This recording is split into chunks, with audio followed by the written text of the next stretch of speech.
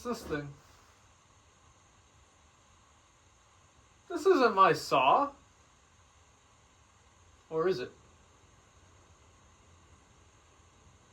Well, if it's a Stihl or a Husqvarna, I'll take it. So we'll, that'll be nice.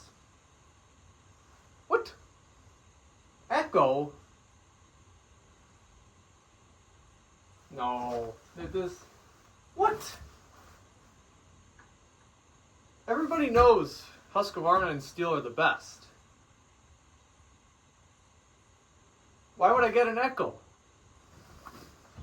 No, I've wanted a saw for a little while now. I pulled the trigger on one. I wasn't sure if I was going to buy one or not. Spent some money on this saw. I've heard a lot of good things about these saws. This is the 620, 620p, the Pro Saw model. Originally, I was going to buy the Timberwolf, which is the 590, pretty much the same saw. I ended up going with this one because the guy gave me such a good deal on it, because I wasn't dealing with just a salesman. I was actually dealing with a manager there, so he could give me a really good deal. And long story short, turns out we're actually neighbors. So, and that was after he gave me the good deal on it. But I wanted a 24-inch bar. This is a 20. They didn't have a 24 in stock because they're a small dealer and they don't stock much. So I'm waiting for the 24. But I was thinking about getting like an MS311, but I found out they don't carry those anymore. A 391 potentially, a 362, 261. But I was looking at the Echoes, and Echo, they actually are a Japanese saw. This was made in Japan. Unlike my other saws, even my Stihls, they're all made in China. This is actually made in Japan. Some of the stuff they have is actually made in the States, but most of it is actually made in Japan. So it's a Japanese saw, and I didn't know about that. I didn't know Echo was a Japanese saw, or a Japanese company or whatever. Well, technically they're owned by a Japanese company, right? But I bought this saw because they're a Japanese saw. I love the Japs, huge fan of them. I like my Yamaha stuff. And I wanted to try a bigger saw. You know, my other 250s are 45cc. This is 60cc. I want to try something a little bigger. And I wanted to try a longer bar. Not because I'm cutting bigger wood, but because I'm doing less bending over when I'm bucking. And that actually, the 20-inch, even from the 16, a lot less bending over. So I'm very excited to try the 24. Very minor differences between this saw and the Timberwolf. It's got the double felling dogs, you know, magnesium cover here, and plastic handle on the 590. And internally, this is a little more power and ported differently. But the 590 is also a great saw. If you're someone in the market for a saw, something around the size, I would highly recommend this thing. I got two tanks of fuel through it. So it's pretty much broken in. Because you got to remember, these things they run them in the factory pretty hard for like an hour or whatever. Because of emissions. They got to pass emissions. So they run these in the factory. If you take any brand new saw or any weed eater, pull, string trimmer, whatever, right? If you pull a plug on it, or you take the plug off, it's not going to be a brand new plug out of the bag, right?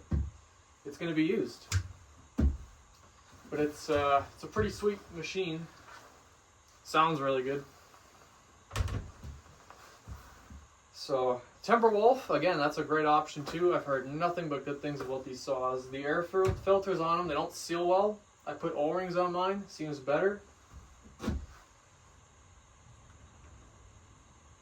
I've only done 2 tanks, but it's definitely a little different than what I'm used to. You know, I'm used to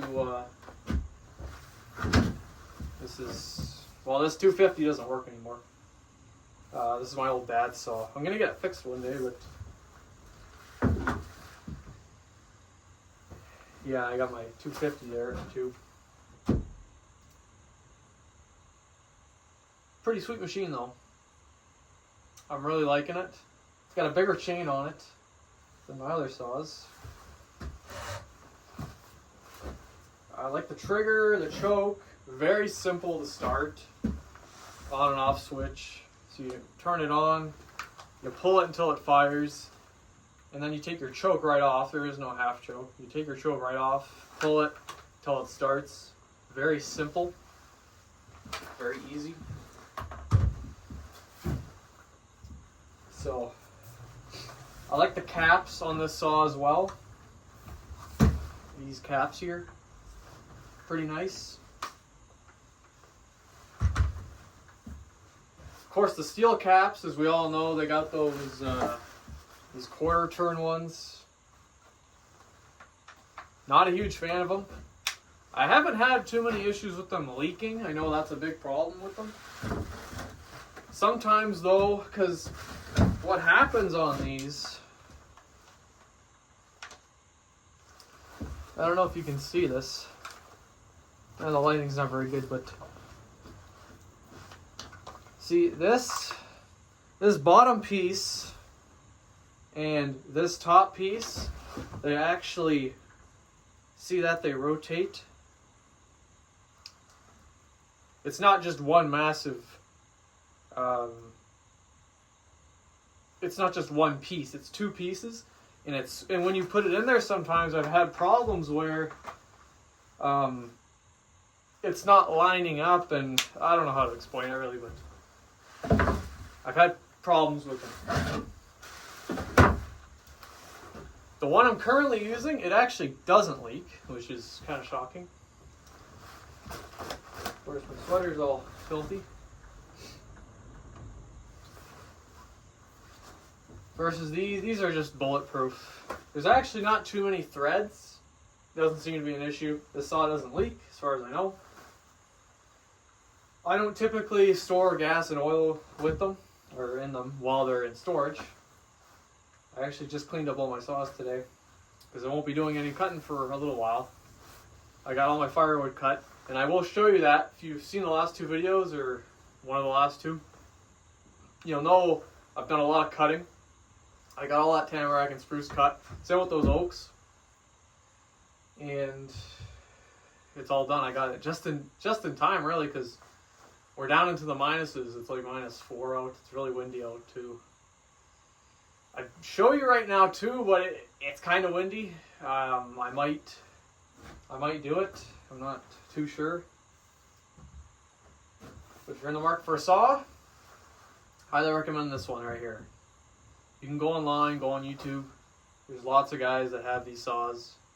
Echo's come a long way. They're a little cheaper than Husqvarna and Stihl. Good power. They're simple, non-computerized machine right here versus the 362 and the 562, Husqvarna and Stihls. They got the M-Tronic and the Auto-Tune, right? Computerized, electronic carburetors. As far as fuel goes, typically I run the best fuel and oils I can. I'm going to switch over to that Echo Red Armor because it's got stabilizer in it. And one interesting thing I've seen, some of you might be familiar with the 500i. I've seen, it's an amazing saw, but it's got some drawbacks to it. And this is one guy on YouTube, 765 guys.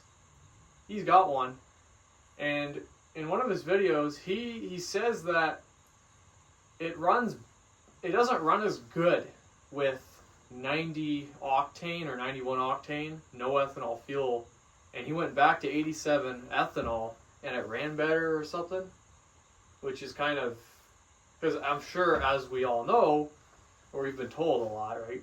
We're supposed to run non-ethanol fuel in these. At the pump I get fuel from, for my saws, It doesn't say no ethanol fuel, but it also doesn't say may contain ethanol. So I have no idea if it's ethanol fuel or not.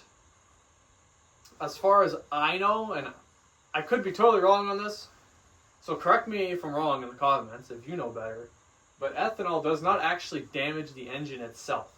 It damages the carburetor mainly, and the fuel lines over time, it'll kind of deteriorate them. But it's really the carburetor will kind of gunk it up and stuff. Other than that, ethanol is not really bad. So you should try and run non-ethanol if you can. I have no idea if I am or not. Like I just said, the pump I get it from doesn't say. But I'm going to run that, Red Armor 2-stroke oil. I've heard nothing but good things about that oil. So yeah, that's the new saw. So pretty sweet. It won't be for a little while until I might do some cutting, in the next month or so. I kind of doubt it though.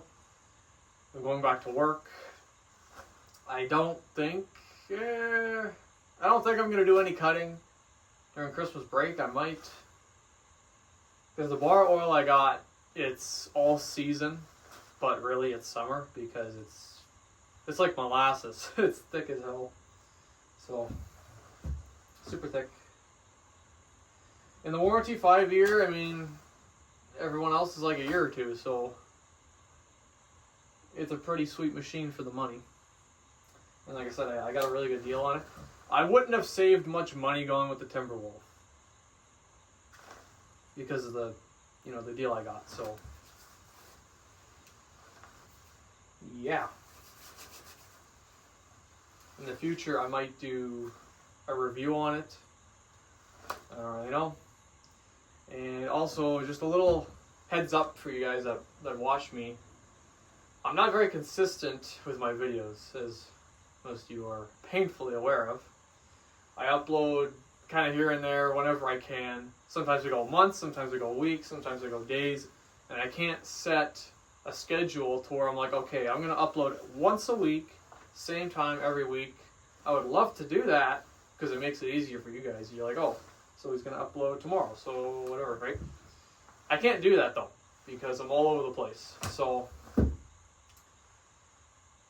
but it probably won't be for another month or two, so we'll see.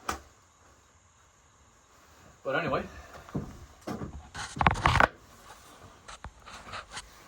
that is it for this video. If you want to subscribe, you can go ahead. If not, it's all good. Leave a like and, I don't know, put something in the comments. Ask me questions. Maybe give me some advice or just ask me to make a video about something you might want to do. I just got this chainsaw grinder. Works pretty well. I'm going to upgrade though to a better one. But if you want to see a video on that, you go ahead. If you want to see reviews of these saws here, these are my workhorses, my go-tos. This isn't really replacing it. But if you got questions, guys, throw them in the comments, because like I said in my last few videos, I'm a small channel here, and I just, if you put something in the comments, I don't have anyone commenting me, so I'm actually going to get around to doing it. I got weed eaters as well. Yep. This is my new shed. I just got this. I just moved in. Pretty nice. But anyway. Yeah. So, subscribe if you want.